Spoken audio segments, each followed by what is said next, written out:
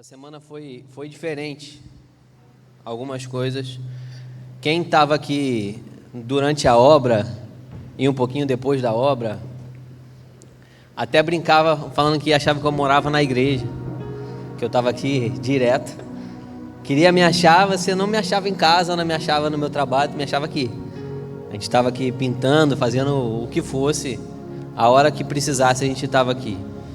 E a semana foi uma semana diferente. Eu vim aqui acho que uma vez.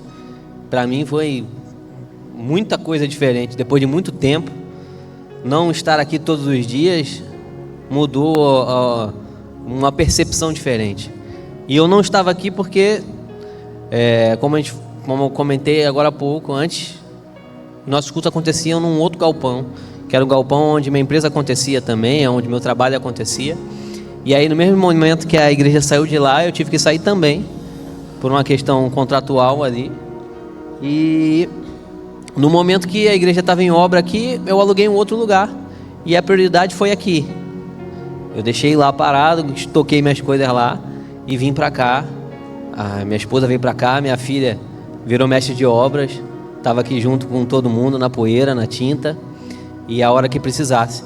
E essa semana, depois de muito cobrar, falei, cara, o ano começou e a gente precisa continuar a vida. Aquele momento foi importante, mas passou e agora a gente tem que continuar. E foi a semana que eu tirei para arrumar, organizar a bagunça que eu deixei por muito tempo parado. E assim, muita coisa eu cheguei, eu nem lembrava onde estava mais, o que eu tinha guardado ali, o que eu tinha feito. E voltei ali a arrumar, montar bancadas, instalar ar-condicionado. Eu não sou técnico de ar-condicionado, mas como a gente não pode pagar para instalar, a gente aprende a instalar. O YouTube está aí para isso. E aí a gente instalou o ar-condicionado, montou bancada, soldei. Eu falei, eu também não sou soldador, mas eu aprendi. O YouTube ensina a gente muita coisa. Se a gente gastar tempo certo, a gente aprende muita coisa. Montei bancada, fiz tudo isso e foi uma semana que eu estava exausto. Exausto de muita coisa, de eu chegar em casa e simplesmente apagar, porque foi cansativo. E eu, naquele cansaço inteiro, eu senti algo diferente. Eu falei, caramba, eu voltei a ter um sentido. Porque enquanto eu não estava fazendo aquilo ali, eu passava na loja e falava, cara, que dia que essa loja vai abrir? Que dia que alguém vai fazer? Que dia que eu vou voltar? E eu passava ali sem ter uma noção e sem ter um direcionamento. Mas aí chegou um tempo que eu entendi isso. Eu falando, cara, cuida agora do que é seu. Cuida agora o que você precisa fazer. E aí eu voltei. Essa semana foi muito tempo lá. E muita coisa avançou. Essa próxima semana agora algumas coisas vão terminar. E graças a Deus por isso. E o Senhor tem enviado ajuda, tem enviado muita coisa. E essa história não é à toa. Isso tem a ver um pouco com o que vai ser falado hoje, né? E eu queria que quem quiser abrir, quem quiser ler o texto de Lucas, Evangelho segundo Lucas, no capítulo 3, versículo 21.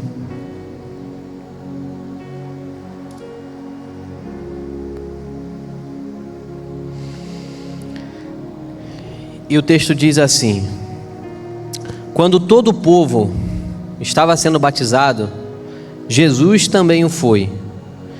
E enquanto ele estava orando, o céu se abriu. E o Espírito Santo desceu sobre ele em forma corpórea, como pomba. Então veio do céu uma voz: você é o meu filho amado, em quem tenho prazer. Jesus tinha cerca de 30 anos de idade quando começou o seu ministério. Ele era considerado o filho de José. E aí os próximos 15 versículos, ele vem falando que é filho de José, filho de Eli, filho de Matate, filho de fulano, e vai chegando a filho de Jacó, filho de Isaac, filho de Abraão, e ele continua a filho de Matusalém, filho de Enoque, filho de Enos, que foi filho de Sete, que foi filho de Adão, e foi filho de Deus. E eu vou ficar com 21, 22 e 23 e o 38. Ele diz que quando todo o povo estava sendo batizado, e aí já lançaram o tema, que é quando o extraordinário é forjado no ordinário. O Lucas é bem enfático em dizer, e essa mesma narrativa é contada lá em Mateus, mas não dá esse detalhe. Diz que quando todo o povo estava sendo batizado, Jesus também foi. Então, o extraordinário é forjado no ordinário quando fazemos aquilo que precisa ser feito. Sim, Jesus foi, não tinha algo específico, não tinha algo grandioso em ser batizado naquele momento. Lucas conta que Jesus foi num momento onde todo mundo estava indo. Então Jesus, quando foi batizado, aquilo era algo comum, era algo que estava acontecendo, e Jesus fez parte disso também. O texto de Mateus, ele diz algo também sobre essa narrativa, que está lá em Mateus 3, a partir do versículo 13, ele diz que Jesus veio da Galiléia ao Jordão para ser batizado por João. João, porém, tentou impedi-lo, dizendo: eu preciso ser batizado por ti, e você vem a mim? E Jesus respondeu: deixe por enquanto, porque convém que façamos assim para cumprir toda a justiça. Então João concordou, e aí vem o texto que a gente acabou de ler. E assim foi batizado e saiu da água, e naquele momento os céus se abriram, e ele viu o Espírito de Deus descendo como pomba e pousando sobre ele, e uma voz que dizia: este é o meu filho amado, a quem tenho prazer. Então Lucas diz que ele estava indo no momento onde todos estavam, e aí ele entrou no barco e foi junto. E Mateus diz que João ainda indagou: você vai ser batizado por mim? Eu que tinha que ser batizado por você. Ele falou assim: não, deixa que seja feito, porque tem que acontecer dessa forma. Deixa que seja feito da maneira que tem que ser feito, não tenta impedir. Convém que seja feito assim. Semana passada o pastor brincou e falando a verdade, né? De uma frase que eu falei, até brinquei lá na cantina, falei: tá vendo, o pastor vai falar de mim, ele fala logo num... Podia citar tanta coisa, ele cita uma frase que eu falei brincando com ele do Charlie Brown, que eu estava brincando com ele, falei: pastor, já dizia o Chorão, que às vezes eu faço o que eu quero, e às vezes eu faço o que tenho que fazer. E ele citou isso no culto. Eu falei: pô, tu podia me fazer ser lembrado por tanta coisa, para ser lembrado logo por isso. E é verdade. Jesus aqui nesse texto, ele mostra pra gente que ele podia fazer qualquer coisa. Ele podia batizar João, ele podia ir e não ser batizado, ele não precisava daquilo ali, mas ele fez o que deveria ser feito. Jesus tinha a escolha de fazer o que ele queria, ou de fazer aquilo que ele foi chamado para fazer, aquilo que ele foi criado para fazer. Jesus foi batizado no momento onde todos estavam sendo, um ato que para muitos poderia ser comum, sem um valor concreto. Foi o início da transformação da percepção das pessoas de quem ele era. E às vezes o ordinário humano é simplesmente o meio necessário para o extraordinário de Deus. Jesus, a partir daquele momento, ele não foi visto apenas como Jesus. Ali foi o início do ministério de Jesus, e Lucas conta que o ministério de Jesus começou ali aos 30 anos, e ali ele foi visto como o Filho amado de Deus. Então naquele momento que o Espírito Santo desce sobre ele em forma de pomba, ele não simplesmente é molhado pelas águas, ele é selado com um nome, ele é selado com uma marca, dizendo: você é o meu filho amado. Publicamente o próprio Deus desceu sobre ele e falou assim: esse é o filho amado em quem eu me alegro. Jesus, talvez, se não tivesse ali naquele momento, se ele não tivesse fazendo aquele ato ali, eu não vou dizer que não aconteceria, mas não seria dessa forma, com certeza. Então o extraordinário é forjado no ordinário quando a gente entende que no nosso dia a dia, que o nosso dia a dia também serve para glorificar o nome do Senhor. Jesus estava fazendo o dia a dia, o cotidiano de todo mundo ali. Todos aqueles que estavam ouvindo João, que estavam seguindo João, eram batizados por João. E Jesus ouvia João, Jesus concordava com João, e Jesus também foi batizado por João. Ele podia falar: eu sou maior do que você, eu não preciso ser batizado por você. Mas ele entendeu o momento, e ele entendeu o que todo mundo estava fazendo ali como algo correto de ser feito, e foi e fez. O dia a dia comum, assim como Jesus estava fazendo algo comum, simplesmente indo onde todos estavam indo. E às vezes o extraordinário de Deus vai acontecer na nossa vida, não é no momento que a gente vai estar em cima do púlpito pregando, vai estar no louvor cantando, tocando, que a gente vai estar sendo ministrado ou ministrando, que a gente vai estar fazendo algo grandioso aos olhos humanos.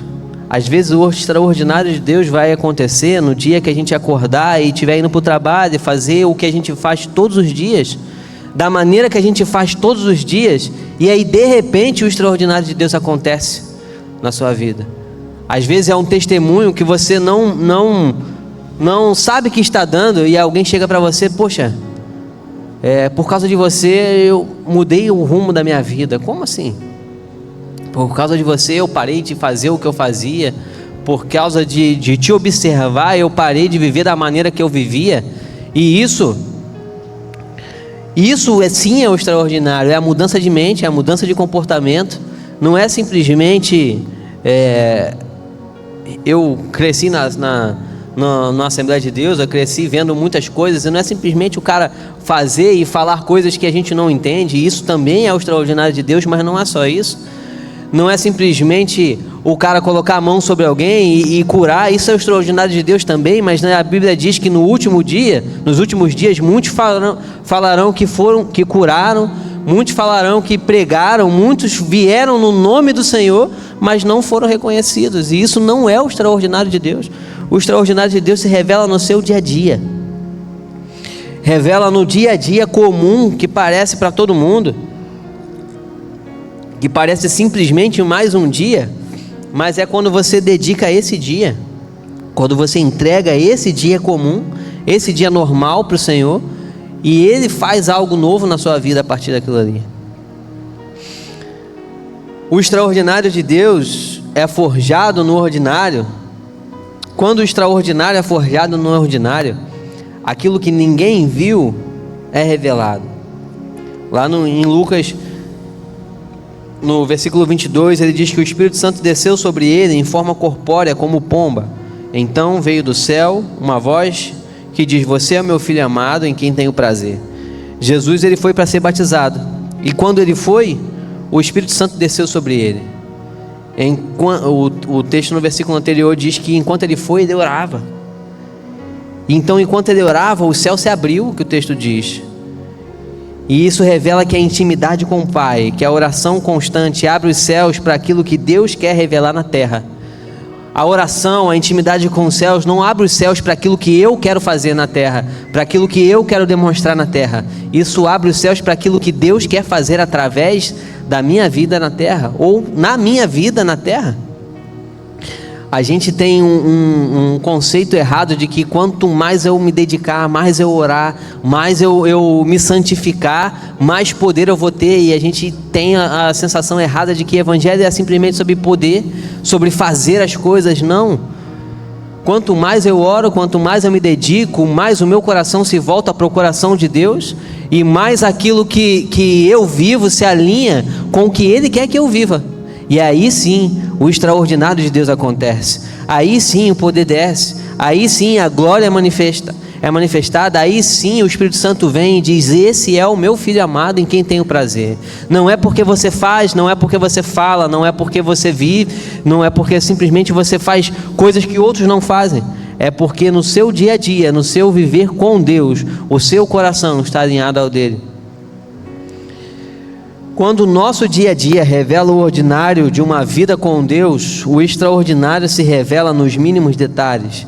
Semana passada o pastor pregou sobre José, e assim, José revelou o extraordinário de Deus, vivendo uma vida de excelência, independente de onde estivesse. José não era o cara que ficava pensando: ó vida, ó céus, ó azar, poxa, meus irmãos me venderam, então o que eu vou fazer da vida?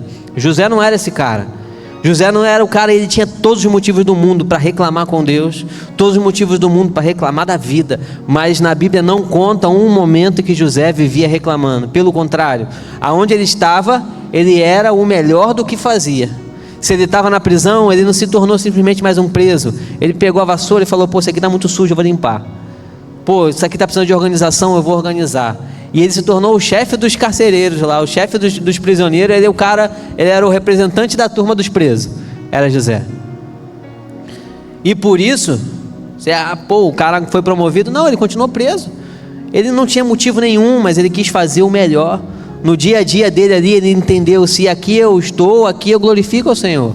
Se eu estou nesse momento, nessa posição, aqui eu vou fazer e aqui eu vou glorificar. Ele não chegou a ser governador simplesmente porque o faraó olhou e falou assim: eu quero que você seja governador.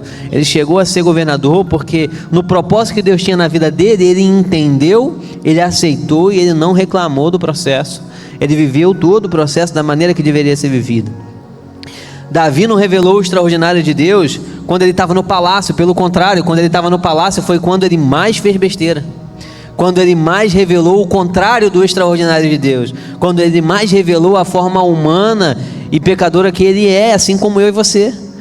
Ele revelou o extraordinário de Deus quando ele estava lá no campo, ninguém estava olhando, e ele estava cuidando das ovelhas do pai, esquecido talvez pelo pai, porque quando perguntaram sobre os filhos, ele chamou todos e esqueceu de Davi lá.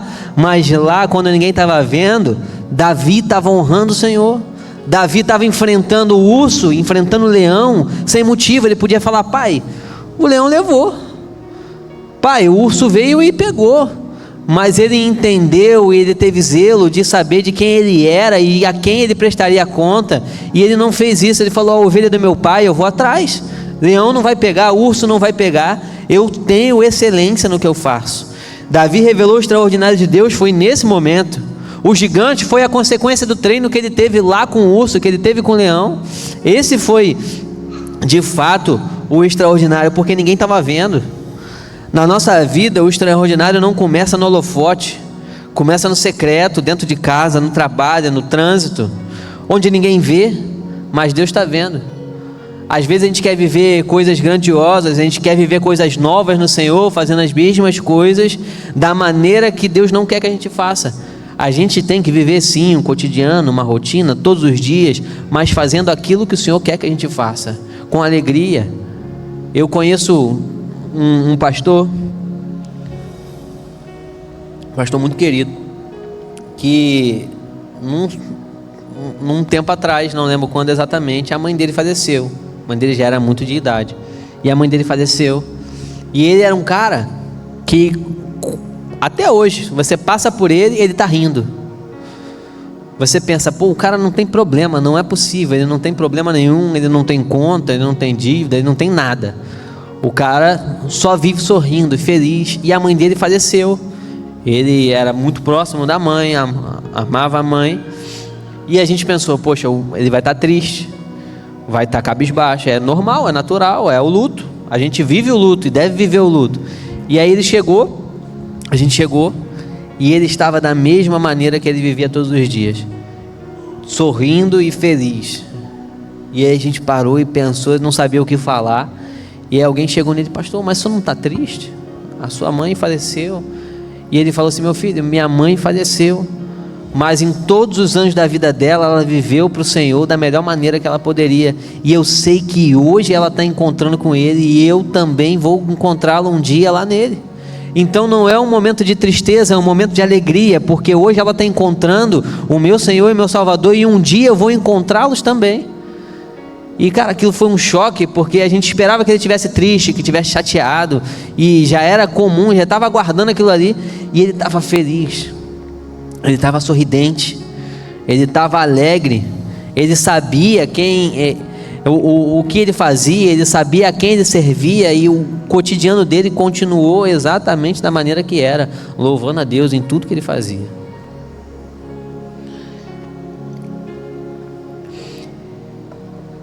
E quando o extraordinário é forjado no ordinário, a identidade de Cristo é revelada. O texto diz que, lá no versículo 22, que veio uma voz do céu e disse: você é meu filho amado, em quem tenho prazer. Mas Lucas não se deteve só simplesmente nessa afirmação.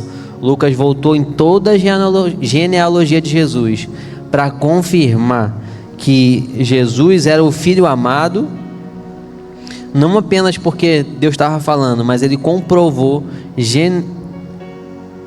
genealogicamente, não sei nem se essa palavra existe, e que Jesus era o filho de Deus. Ele foi lá na genealogia, ele voltou lá em todos até Adão e falou assim: chegou em Adão, e quem é o pai de Adão é Deus, então Jesus é filho de Deus por conta disso. Jesus não era simplesmente o filho de José. Lucas revela que Jesus era o filho de Abraão, filho de Adão e filho de Deus também. O Espírito desceu e Jesus foi revelado como filho de Deus. A identidade de Cristo foi forjada publicamente naquele momento. E ali ele não era apenas o filho de José, agora ele era o filho amado de Deus. E quando o Espírito Santo entra em nossas vidas, nós já não somos mais simplesmente os filhos de nossos pais. A real identidade que Deus tem para nós é que somos filhos amados dele. E o que ele disse de nós, ninguém pode falar o contrário. E sabe, às vezes a gente fica vagando e a gente vive uma vida sem entender o motivo, uma vida talvez desnorteada, porque a gente não entende quem nós somos. Nós não entendemos quem somos e não entendemos para o que viemos e o que faremos e para onde iremos. Quantas vezes a gente fica perdido, acontece alguma coisa, a gente está seguindo com Cristo ali certinho e tal, acontece alguma coisa, a gente fica desnorteado. Tem um filme infantil, Vida de Inseto. É engraçado o início do filme, porque são as formigas andando, todo mundo andando em fila, de repente cai uma folha, e a folha passa por cima da fila, e elas ficam perdidas, o que a gente vai fazer e tal, aí vem alguém: calma, a gente vai dar a volta na folha. E assim, era o caminho que eles faziam todos os dias. Eles podiam simplesmente olhar e ver: poxa, tem algo além da folha, mas eles não conseguiam enxergar que tinha algo além da folha. Precisou de vir alguém e falar: olha, a gente vai dar a volta na folha.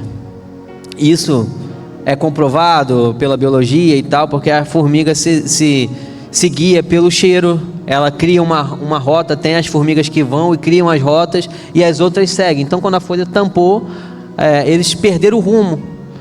Se você vê uma fila de formigas passando na sua parede e você quiser testar, você vai pegar seu dedo e vai esfregar assim no caminho delas, e vocês vão ver que as formigas que estiverem vindo, quando chegar onde você esfregou o dedo, elas vão se perder, até fazerem um outro caminho e encontrar aquela rota de novo.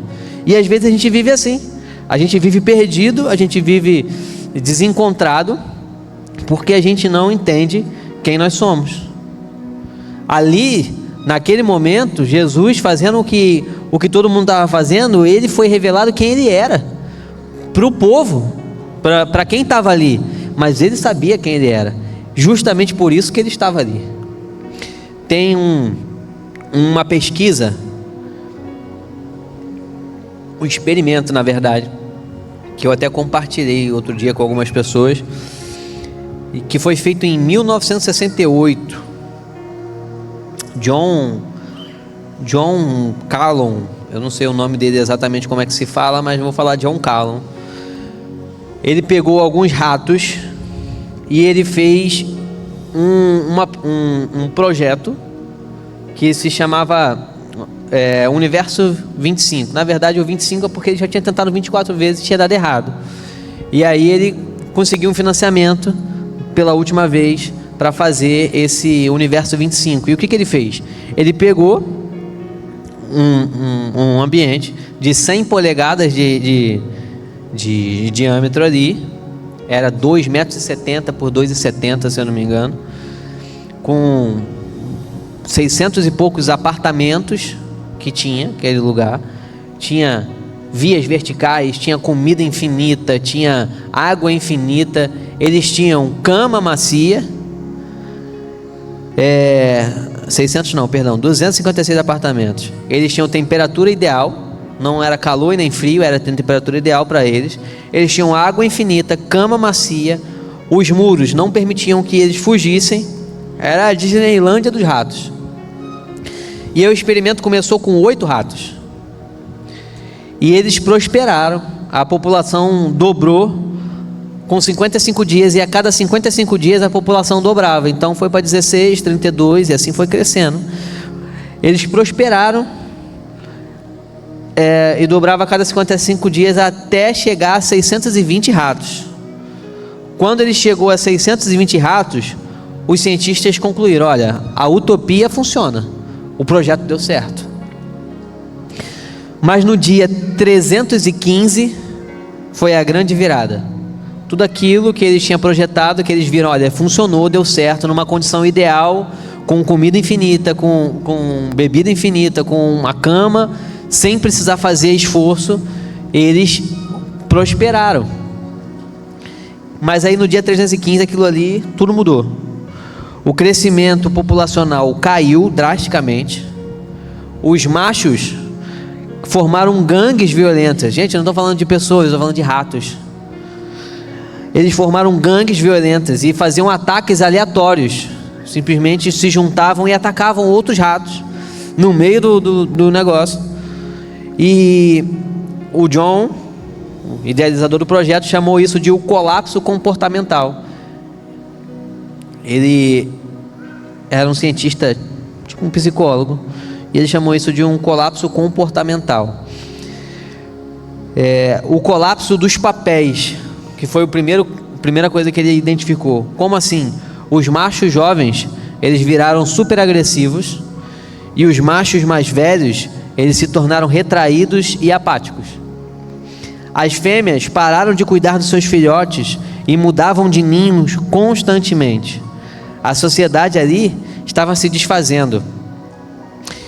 Os belos foi uma elite que surgiu. E estranhamente, daqueles 8 ratos, surgiu uma elite que eles tinham pelos diferentes, eles tinham uma pelagem impecável, lisa e tudo diferente. Eles tinham autocuidado narcisista. Eles não lutavam, eles não acasalavam, eles não tinham propósito. Eles pareciam perfeitos e viviam vazios. Era essa elite, eram os belos, que surgiu dos mesmos 8 ratos lá do início. E qual foi o fim desse projeto? No dia 450, a população parou de crescer. No dia 600, o último nascimento foi registrado. E no dia 780, foi o último rato a morrer. 2.200 ratos morreram naquele lugar. E a gente pensa, foi superpopulação. 2.200 ratos num lugar de 2,70 m por 2,70 m é um absurdo, é muito rato. Mas aquele ambiente foi construído para 3.840 ratos. Então, na metade da população daquilo ali, aqueles ratos morreram, a civilização morreu. E o que foi constatado é que o horror não foi a fome e nem o espaço. Eles não se desesperaram pela fome e pelo espaço, porque eles tinham de sobra. O que eles não tinham era sentido de vida. Eles morreram, aquela sociedade se desfez porque eles não tinham um propósito. Eles não tinham sentido simplesmente de acordar, reproduzir, comer, beber, voltar para casa. Isso não era propósito para eles.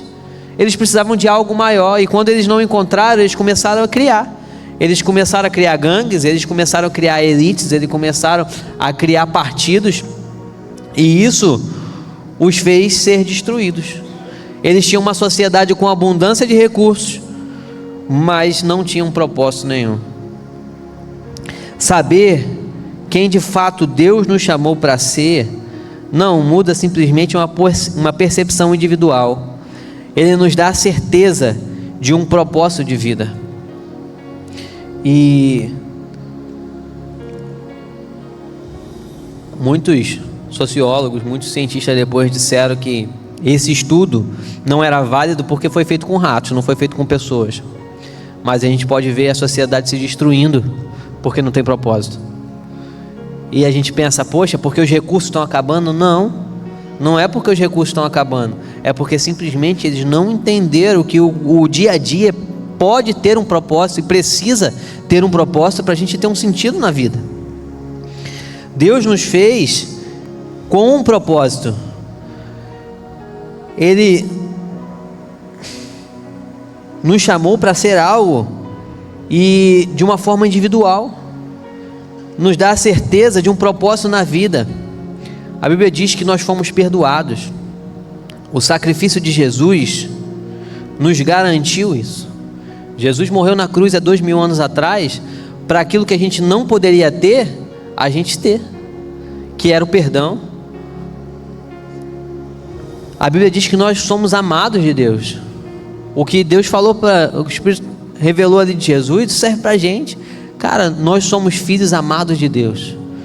Nós somos filhos amados de Deus e deveríamos dar alegria a Ele. E quando que isso acontece? Quando eu entendo que no meu caminhar, no meu dia a dia, existe um propósito, existe um fundamento. Deus não colocou a gente aqui à toa, simplesmente para nascer, crescer e morrer. Ele nos colocou aqui com um sentido. E o que a gente tem feito desse sentido? O que a gente tem feito desse propósito? Será que a gente tem alegrado o Senhor? Será que Ele pode olhar para a gente e falar assim: olha, você é o meu filho amado, que eu me alegro? Ou simplesmente, você é meu filho amado, mas tu podia estar me dando uma alegria melhor. Poxa, tu já me alegrou mais, meu coração já se alegrou mais contigo. Uma curiosidade interessante é que a Bíblia diz que nós fomos adotados por Deus como filhos. E a gente pensa que, poxa, a adoção é algo ruim, ou a adoção não é a primeira escolha de muita gente, mas a Bíblia diz que nós fomos adotados. E o que isso significa? Para o conceito romano daquela época, um pai só era considerado o pai de seu filho, por mais que ele seja biológico, se o pai adotasse o filho. E aí, quando o texto diz que nós fomos adotados por Deus, ele está confirmando para aquele povo daquela época, da maneira que eles entendem, de que nós não fomos simplesmente caímos e agora somos filhos porque nascemos assim. Não, o próprio Pai nos escolheu. Você não está aqui à toa, você não está aqui simplesmente porque alguém estava vindo e você chegou aqui. Não, o Pai nos escolheu como filhos, o Pai nos tornou filhos. A adoção faz isso, independente de sangue, independente de linhagem, independente de geração. Deus falou assim: vocês são os meus filhos agora, eu os adotei. E o que é esperado dos filhos? Romanos 8, Paulo vai dizer que a natureza criada aguarda com grande expectativa que os filhos de Deus sejam revelados. E essa parte, às vezes a gente fica pensando: poxa, mas como assim? Os filhos de Deus não são simplesmente aqueles que vieram aqui, que aceitaram, levantaram a mão, eu me batizei e agora eu sou filho de Deus. Não, os filhos aqui que ele está dizendo são os filhos maduros, os filhos que entenderam que de fato são filhos de Deus, que de fato vivem como filhos de Deus, que de fato entenderam que tem um propósito de Deus nessa terra para viver. E são esses os filhos que a natureza está aguardando. E tem uma versão que fala que ela aguarda ansiosamente. E às vezes a gente está passando por um problema no trabalho e a gente pensa: meu Deus, eu quero sumir daqui, eu quero sair daqui. Mas essas pessoas que estão no teu trabalho estão aguardando ansiosamente que o Senhor se manifeste através da sua vida para mudar aquela realidade. Às vezes a gente está passando uma situação em casa, um problema gigantesco, que a gente está pensando: meu Deus, me livra disso. E às vezes o Senhor está nos ensinando a conviver com aquela situação, para que a glória dele seja manifesta através da nossa vida naquele lugar, porque a natureza está aguardando ansiosamente a manifestação dos filhos de Deus.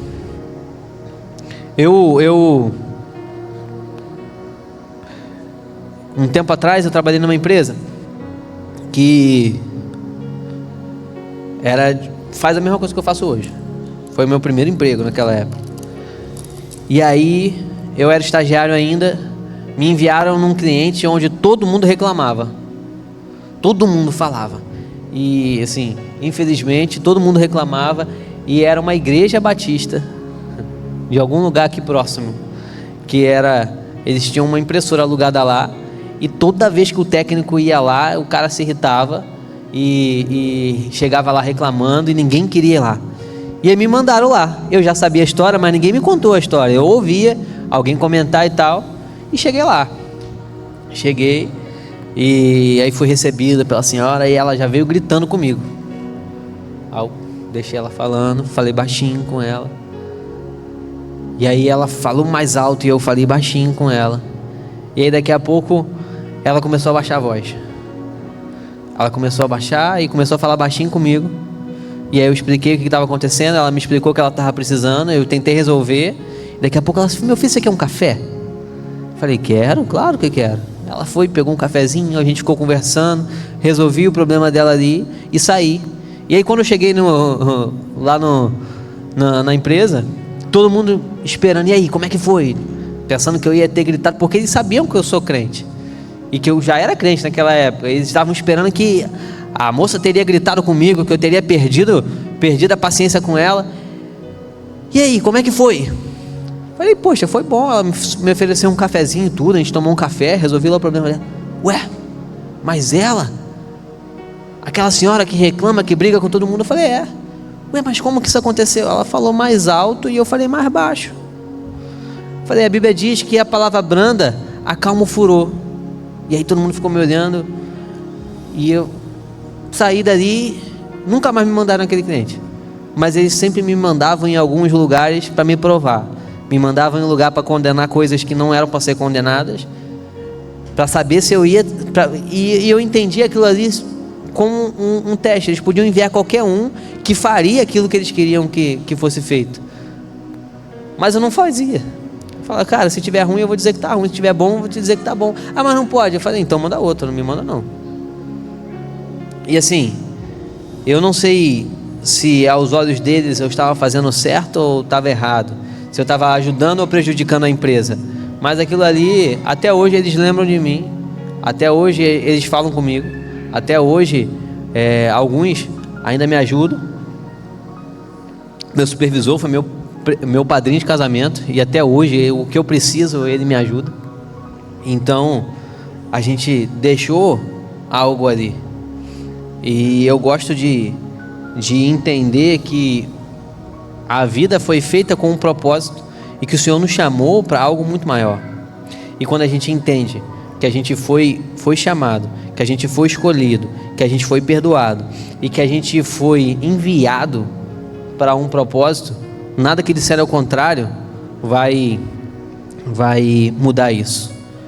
E eu estou caminhando para o final aqui. Se o louvor quiser já vir. Hoje de manhã eu estava aqui. Hoje de manhã, algumas outras vezes também, estava aqui no louvor. E é engraçado, porque há uns 3 meses atrás eu nunca subiria aqui para cantar. Vocês nunca iam me ver cantando publicamente, porque uma vez, há mais de 20 anos atrás, disseram para mim que eu era desafinado. E falaram para mim: cara, você tá muito desafinado. Isso tem muito tempo. E era alguém muito próximo, alguém que eu considero muito. E a minha família, a maioria é músico ou canta. A Agnes, casei com ela, eu falei: eu não canto, minha esposa canta. Então, quando tiver as reuniões de família, ela me representa. Da última vez, no Dia dos Pais, no ano passado, vamos fazer um culto. E aí dividiram as vozes, e aí começaram a cantar em vozes na sala da casa do meu tio. Eu falei, e eu quietinho lá no meu canto, eu falei: não, eu não canto, não vou cantar. E até um dia que aí abriu uma inscrição aqui para audição, e eu fiquei com aquele negócio. Eu falei: cara, será que eu não canto mesmo? Será que eu canto? Será que eu não canto? Vou lá. Algumas pessoas falaram para mim: não, tu canta. Eu falei: não, isso é mentira, porque lá atrás disseram para mim que eu não canto, então não vou cantar. E aí abriu a audição. Eu falei, acho que foi o penúltimo dia da audição. Eu mandei mensagem para Débora, que é a líder do louvor. Eu falei: Débora, como é que é? Tu escolhe uma música, tem essas 3 aqui e canta lá. Eu falei: tá, eu quero participar. Tu quer participar mesmo? Eu falei: quero. Chegou no dia, eu fui para casa, eu vim pro culto, aí fui para casa, fiquei ensaiando ali uma música, falei, meu Deus, tremia e congelando ali, e aí aí encontrei mais 2 amigos aqui. Ué, vocês não iam fazer? Não, a gente não vai fazer não. Eu falei, por que não? Porque a gente acha que não canta, que vai passar vergonha. Eu falei, cara, vamos subir junto, vamos passar vergonha junto. Sozinho, vocês não vão passar não, vou passar vergonha junto com vocês. Vamos nós 3 passar vergonha, mas vamos lá. E aí foi passando, eu tinha um compromisso depois. Eu podia ter sido um dos primeiros, eu falei, não quero que ninguém me veja, vou ser o último. E aí todo mundo foi embora, foi pior. Porque enquanto os primeiros estavam tendo mó barulheira aqui, não dava para ouvir nada que acontecia na sala. O último, dava para ouvir tudo lá de fora. Já tinha acabado todo o ruído que tinha. E ali, um amigo que estava fazendo, o pastor Marcelo lá da ilha, falou assim, cara, tu canta. Eu falei, não. E aí viraram para mim e falaram assim, ó, tu ensaiou o quê? Não, ensaiei essa aqui. Aí ele, tá, então tu faz essa. Aí fiz. Não, agora tu canta essa aqui. Eu pensando, pô, tá ruim, eles querem me dar outra oportunidade porque o cara é meu amigo. Canta essa outra aqui. Eu falei, caraca, mano, eu só ensaiei uma e os caras estão me mandando cantar as 3, mas assim, na misericórdia mesmo. Aí eu tinha que sair e falei assim, não, tu é nosso amigo, eu vou contar pra você, não precisa sair não, vamos falar na tua frente mesmo. Eu falei, pô. Falei, tá, pode, manda aí. Ele, cara, tu canta. Eu falei, não canto. Ele, tu canta. Tu canta e se você quiser, você pode desenvolver isso. Oi, e assim, meu nome é Débora, por 20 anos, eu coloquei na minha cabeça que eu não canto. Todas as igrejas que a gente passou, todos os lugares que eu fui, nas reuniões de casa, eu me calei. Falei, eu não canto, eu sou desafinado. E não foi Deus que falou aquilo, não foi alguém que falou aquilo, foi num dia qualquer de uma criança e foi falado assim, cara, você não é afinado, então você não deveria cantar. Esse não deveria, foi eu que coloquei na minha cabeça depois. Foi tipo assim, Deus falou para Adão, ó, não coma. E Adão falou, não coma nem toque. E o não deveria foi eu que botei depois. E aí de repente uma oportunidade apareceu, eu falei, então eu vou fazer. E aí a Agnes, perguntando uma coisa essa semana, falou assim, por que você quer? Eu falei, porque eu não sabia que eu podia, e agora que eu sei que eu posso, eu quero viver tudo que o Senhor tem para eu fazer. Eu quero viver tudo que o Senhor tem para que eu possa viver. Jesus ali, ele sabia quem ele era, mas ali ele foi revelado para o mundo de quem Deus sabia que ele era também. E às vezes a gente está com aquilo na cabeça de que foi falado, poxa, eu não posso. Eu já ouvi uma história uma vez eu no ônibus, indo para um lugar longe, e um cara bêbado sentou do meu lado, e eu comecei a falar de Jesus para ele. E aí ele deu uma Bíblia para ele, ele falou assim, eu não posso ler a Bíblia. Eu falei, por que você não pode? Porque disseram que eu não posso, porque eu sou pecador. E eu falei assim, mentira, é porque você é pecador, assim como eu, que você deve ler essa Bíblia, e a verdade desse livro que vai libertar a tua vida. Então não é o que disseram para você, não foi o que disseram para mim, não é o que estão mentindo para a gente todos os dias que é importante. O que importa e o que faz mudar a nossa realidade é aquilo que nós entendemos que o Senhor nos chamou para fazer, que o Senhor nos chamou para ser, que o Senhor nos chamou para viver nele. Porque a gente pode fazer maravilhas, mas a gente não viver plenamente naquilo que Ele nos chamou para ser, se o nosso coração não estiver alinhado com Ele, cara, não faz sentido. A gente pode ser o cara mais rico do mundo, e hoje estavam comentando, não lembro aonde agora, foi aqui em algum momento, a gente brincando, poxa, se fosse para ganhar 100 mil reais e ter a dor de cabeça que eu tô tendo, eu preferia ganhar 1.000 e não ter dor de cabeça. E eu brinquei, eu prefiro 100 mil, uma dor de cabeça melhor. Mas assim, se torna, não é o dinheiro, não é o valor, é o propósito. Se eu tiver que ganhar 1 milhão sem ter propósito, quantos milionários estão se suicidando? Agora, se eu ganhar o pão de cada dia, e foi a oração que Jesus ensinou a fazer, se eu ganhar o pão de cada dia, agradecido e sabendo que eu tenho um propósito todos os dias, meu amigo, você vai ter a melhor vida que você pode ter.